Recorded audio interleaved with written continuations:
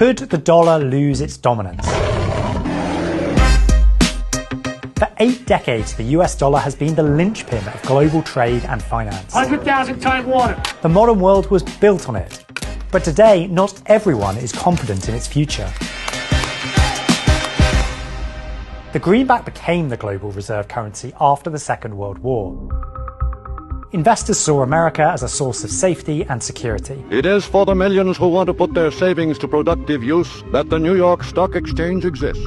It became dominant in trade and financial markets. US treasuries were a safe haven, and the Federal Reserve gradually gained independence, producing confidence. Half a century ago, nearly 90% of foreign currency reserves globally were held in US dollars. Today that's fallen to just under 60% as reserve managers have diversified into other currencies and gold. Over the past year in particular, investors have become much keener to hedge their exposure to dollars. This has been fueled by the unpredictable nature of economic policy under President Donald Trump. We give so much and we get so little in return. And by America's vast and growing public debts.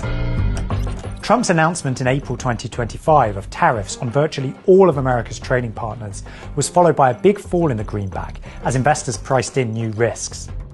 Almost a year on, the dollar has yet to recover. It is hard to stop using dollars, though. The currency has the tremendous advantage of network effects. The more people use it, the more others want to use it too. But anxiety about America's fiscal and monetary trajectory is growing. That will continue in 2026 as Trump gains influence over the Federal Reserve. Am I allowed to appoint myself at the Fed? I'd do a much better job. Lots of countries resent the power the dollar grants the US over the global financial system. China has moved a lot of its trade into its own currency. The less a country depends on the dollar, the less it must fear American financial sanctions and influence. Even Europe now fears depending too much on American payments firms, and it's trying to build out more of its own financial infrastructure. Dethroning the dollar is exceptionally hard.